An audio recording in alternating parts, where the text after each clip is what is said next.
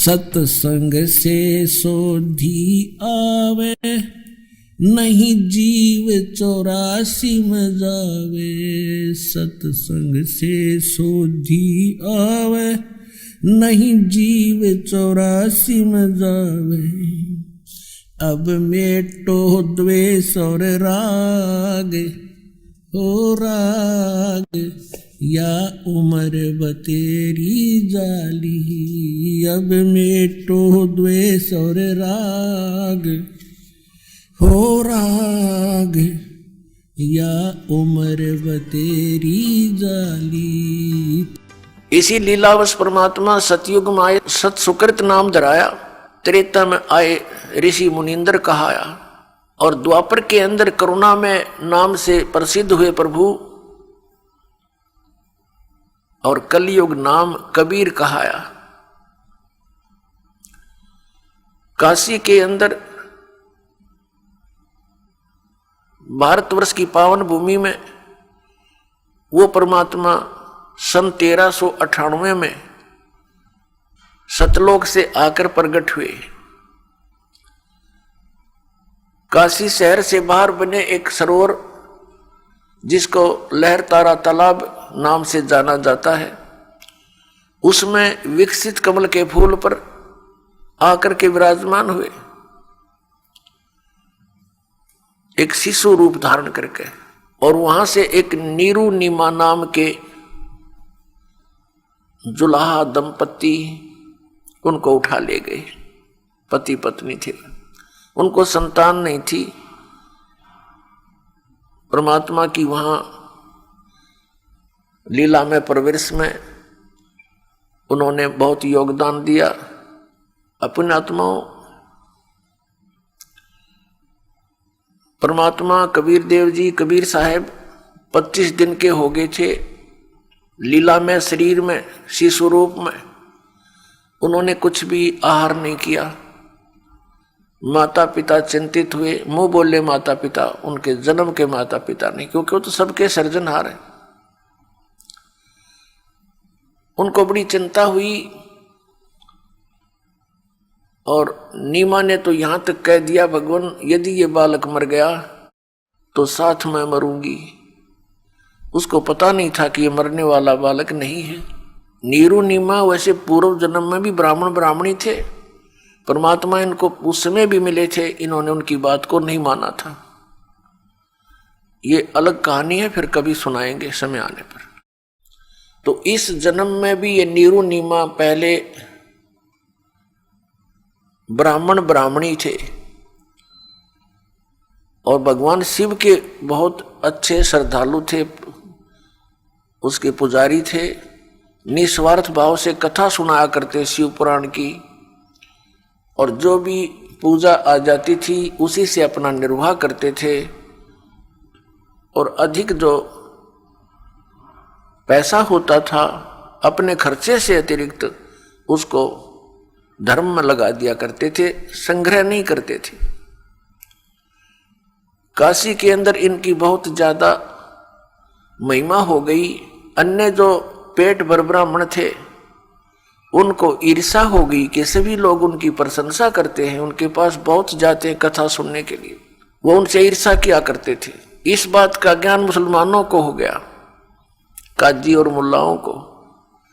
तो उन्होंने देखा कि ये इनका गौरी शंकर नाम था नीरू का, और सरस्वती नाम था नीमा का। मुसलमानों ने देखा कि ये बहुत ज्यादा हिंदू धर्म का प्रचार कर रहा है, लोगों में इसकी बहुत आस्था है, बहुत ज्यादा प्रचार करता है। और उन्होंने ये भी देखा कि हिंदू धर्म के गुरु लोग इसके विपरीत हैं, उनकी तरफ से भी उनको संकेत मिल गया था कि इसका कर दो काम। इस आधार से उन्होंने गौरी शंकर और सरस्वती को मुसलमान बना दिया, उनके घर में अपना जल छिड़क दिया, उनके मुंह में अपना झूठा जल डाल दिया, जबरदस्ती बलपूर्वक मुसलमान बना दिया।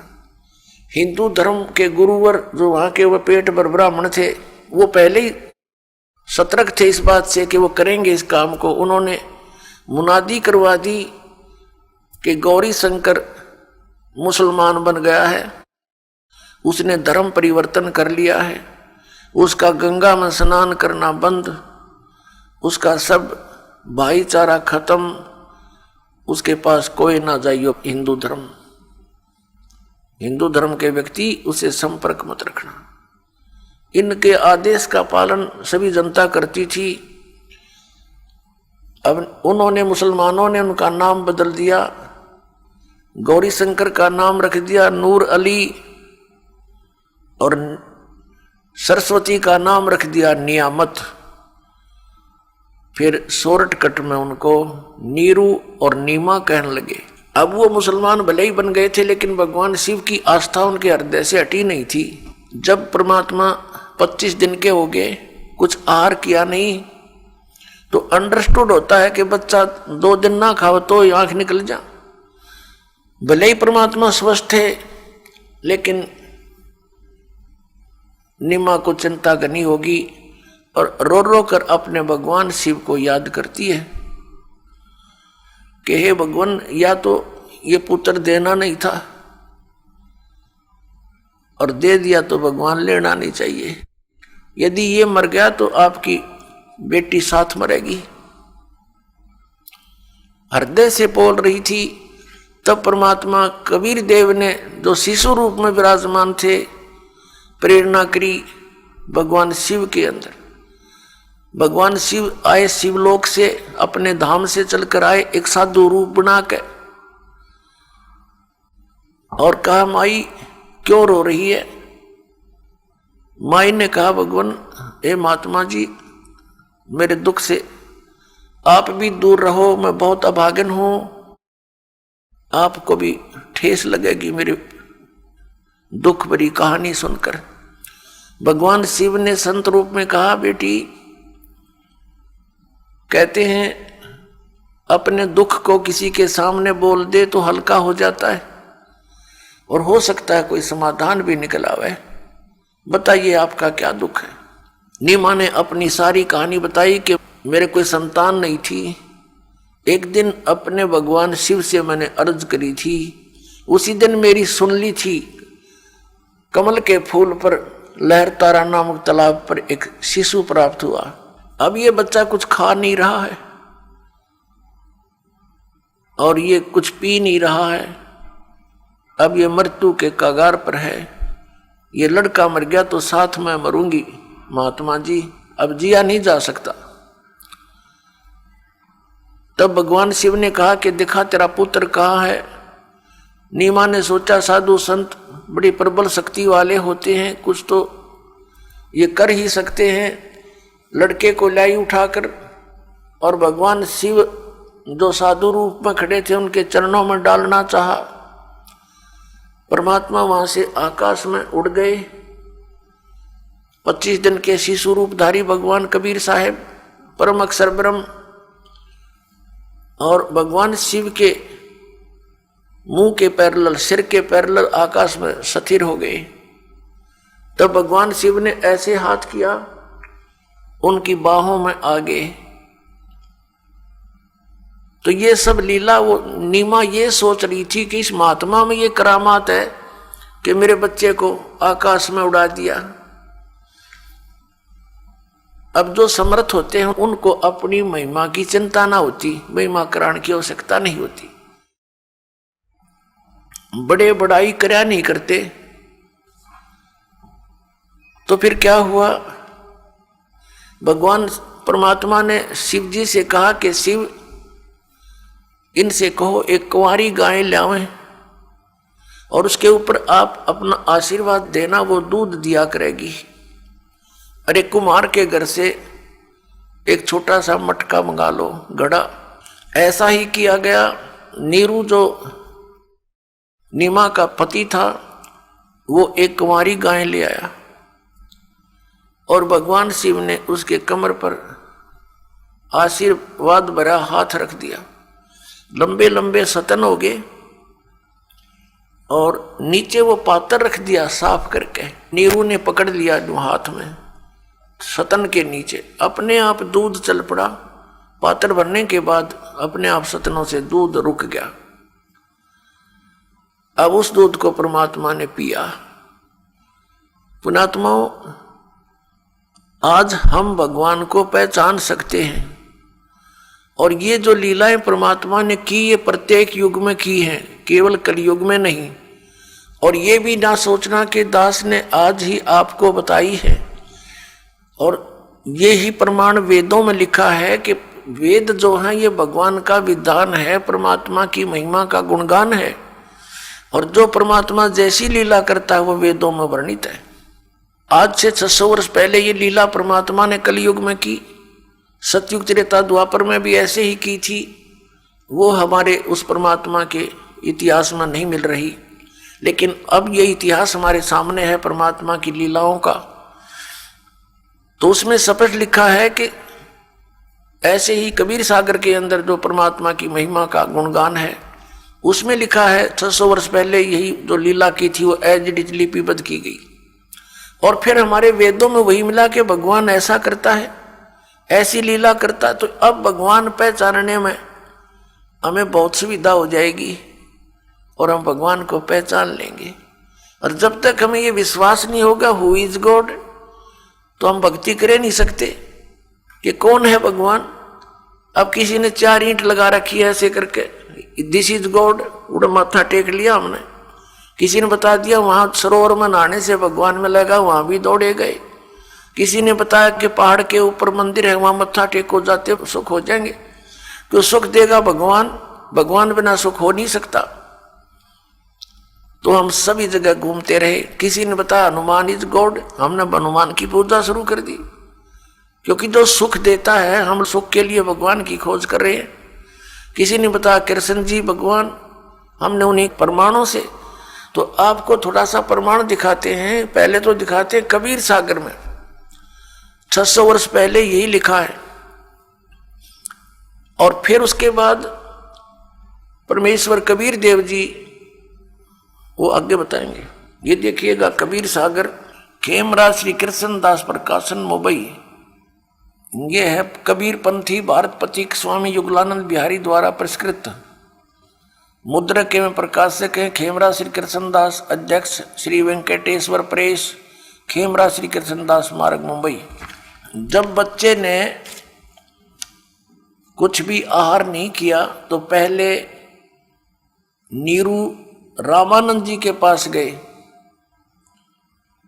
और रामानंद जी से पूछा दूर खड़े होकर, क्योंकि वह निकट नहीं आने देते थे दूसरों को। दूर से प्रार्थना की कि मुझे एक बच्चा मिला कमल के फूल पर और वो कुछ खा नहीं रहा है, तो उसके बारे में कुछ जंतर मंतर बताओ। तो उन्होंने भी यही सलाह दी कि आपका पुत्र कोई अच्छी आत्मा है और उसके लिए कोई और व्यवस्था करो। उसके लिए उसने भी विधि बताई, ये कबीर सागर में लिखा है। और फिर वास्तविकता आपको बताते हैं कि आदरणीय गरीबदास साहिब जी को परमात्मा मिले थे गांव छुड़ाने जिला जज्जर वाले को, और उनको सचखंड लेकर गए थे। उनको फिर वापस छोड़ा था, उनके अंदर अपना वो यथार्थ ज्ञान फीड कर दिया था। जो सच्चाई उन्होंने देखी वो फिर बताई थी। तो आदरणीय गरीबदास साहिब जी ने फिर वो और डिटेल से बताया कि वो कौन था जिसने गाय से दूध निकाला। वो कहते शिव आए शिवलोक से, शिवलोक से आए थे शिव जी, और उन्होंने फिर वो सब व्यवस्था की थी। अब देखिएगा ये वो कबीर सागर आपको दिखाते हैं। अब जब बच्चा मिल गया, सुन जुल्हा मन बया आनंदा, जिमी चकोर पायो निश्चंदा।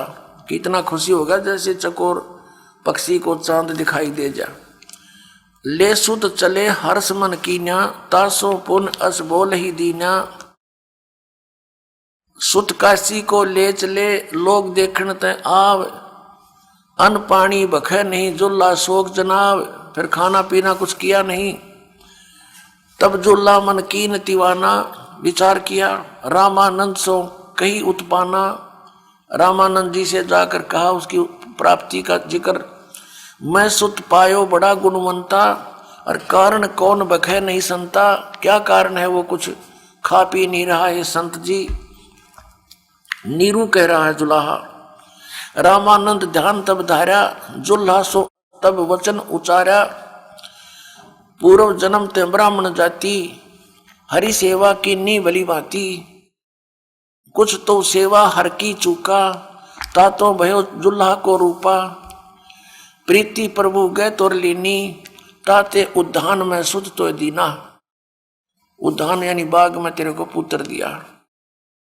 अब नूरी नहीं, ये नीरू है, गलती से लिखा। ए प्रभु जस की नो तस पायो, आरत हो तो दर्शन आयो। सो कहिए उपाय गुसाई, बालक अक्षुदावंत कुछ खाई। भूखा बालक कुछ खावे, ऐसा कोई उपाय बताओ। रामानंद अस युक्ति विचारा, तुम सुत कोई ज्ञानी अवतारा। बछिया जाही बैल नहीं लागा, सोले ठाड करते ही आगा। इसमें बताया है कि बछिया जाही बैल नहीं लागा, जिस बछिया को बैल ने टच ना किया हो, अर्थात कुंवारी। बछिया जाही बैल नहीं लागा, सोले ठाड करो ते ही आगा। उसके सामने लाओ। दूध चले ते थन ते, दूध दही धरो छपाई। अक्षुदावंत जब होवे, ताके देहो खवाई। जुल्ला एक बछिया ले आवा, और चलो दूत कोई मरम न पावा। चलो दूत जुल्हा हरसाना, राख छिपाई काहो नहीं जाना। अब यहाँ पर ये वास्तव में दूत है। वो कौन था दूत? दूत का अर्थ होता है जो संदेश वाहक। अब इसमें कबीर सागर के अंदर जो सच्चाई है वो तो ज्यों की त्यों लिखी है पुण्यात्माओं। तो हमने सिर्फ इतना निष्कर्ष लेना है इससे कि परमात्मा 600 वर्ष पहले आए थे, वो लीला वही की थी जो वो किया करते हैं। और कंवारी गाय के दूध से उनके परवरिश की लीला हुई थी। ये तो प्रमाण हुआ उस परमात्मा ने जो प्रैक्टिकल किया करता ही है। अब हम आपको दिखाते हैं वो थ्योरी, वो सिद्धांत, वो विधान जिनको हम सत्य मानते हैं, पवित्र वेदों को। तो ऋग्वेद मंडल नंबर 9 और सूक्त नंबर 1 मंत्र 8 और 9 में ये कंसेप्ट क्लियर किया है कि वो परमात्मा मनुष्य सदृश है और वो 3 प्रकार की स्थिति से अपने शरीर से 3 प्रकार से सभी जीवों का संभाल करता है। तीनों लोकों में प्रवेश करके सबका धारण पोषण करता है।